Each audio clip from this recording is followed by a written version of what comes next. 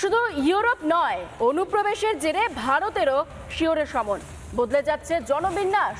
উদ্বেগ টের পাচ্ছেন প্রধানমন্ত্রী নরেন্দ্র মোদী। ঠিক তাই অনুপ্রবেশ আটকাতে বিশেষ মিশনের ঘোষণা।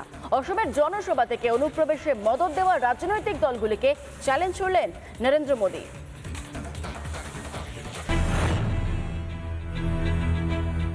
घुसपैठियों से देश को बचाएंगे, घुसपैठियों से देश को मुक्ति दिलाएंगे। घुसपैठियों को बचाने के लिए निकले हुए लोगों को भुगतना पड़ेगा।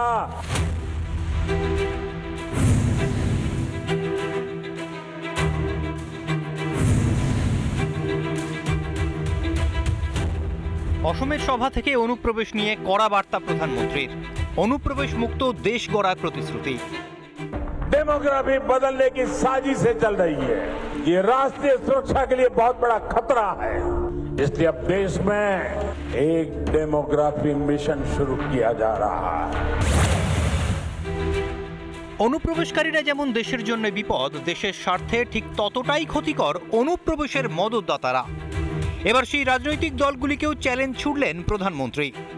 और मैं उन राजनेताओं को भी कहना चाहता हूं, आप जो चुनौती लेकर के मैदान में आए ना, मैं सुना तान करके उस चुनौती को स्वीकार करता हूं। घुसपैठियों को बचाने में तुम कितनी ताकत लगाते हो और घुसपैठियों को हटाने में हम कैसे अपना जीवन लगा देते हैं, हो जाए मुकाबला। অসমের পর বাংলায় আসেন প্রধানমন্ত্রী। এ রাজ্যেও অনুপ্রবেশকারীদের রমরমা। আর এই অনুপ্রবেশকারী বাংলাদেশি রোহিঙ্গাদের নাকি জামাই আদর করে রাজ্যের শাসক দল তৃণমূল। ভোটার আধার রেশন কার্ড বানিয়ে তারাই বাংলাতেই ঘাঁটি বানায় বলেও অভিযোগ। শুধুই কি তাই, তৃণমূলের হাত ধরে ভোটে জিতে রীতিমতো পঞ্চায়েত প্রধান হয়ে বসেন বাংলাদেশি অনুপ্রবেশকারীরা। 2016 সালে আমি কাকদ্বীপের বিধায়ক মন্টুরাম বাগচিকে ভোট দিয়েছিলাম, কিন্তু 2017 সালে আমার ভোটার কার্ডটি হারিয়ে যায়। তখন 2018 সালে আমি আবার আমাদের বিধায়কের সহযোগিতা নিয়ে আমি আবার আমার কার্ডটি তুলি। অনুপ্রবেশ এমন একটি সমস্যা, এই সমস্যা ধীরে ধীরে কিন্তু ক্যান্সারে রূপান্তরিত হচ্ছে। সেজন্য অনুপ্রবেশ সমস্যার সমাধান প্রয়োজন। এর মধ্যে জাতি ধর্ম দেখার বিষয় নেই।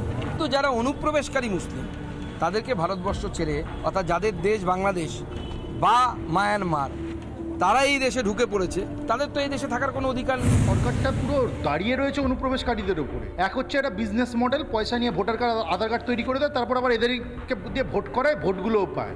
তো এদের তো লাভের ওপর লাভ, তাই এই নাটকবাজি করছে, নোংরামি করছে। বাংলায় মুক্ত করবে, সেটা 11 বছর পরে নরেন্দ্র মোদীর ঘুম ভাঙলো। 11 বছর হওয়ার পরে যদি মনে করে যে আমার বাড়িতে বাইরে থেকে লোক এসে দখল করে নিচ্ছে, চুরি করে নিচ্ছে, তাহলে তো আমি বলবো যে সেই বাড়ির মালিকের ব্যর্থতা।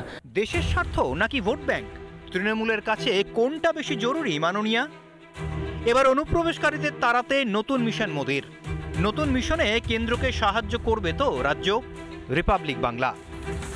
নানা ধরনের কন্টেন্ট দেখার জন্য লাইক করুন, শেয়ার করুন আমাদের ফেসবুক পেজ, সাবস্ক্রাইব করুন আমাদের ইউটিউব চ্যানেল। পাশাপাশি অন্যান্য ব্রেকিং নিউজের জন্য অবশ্যই চোখ রাখুন রিপাবলিক বাংলায়।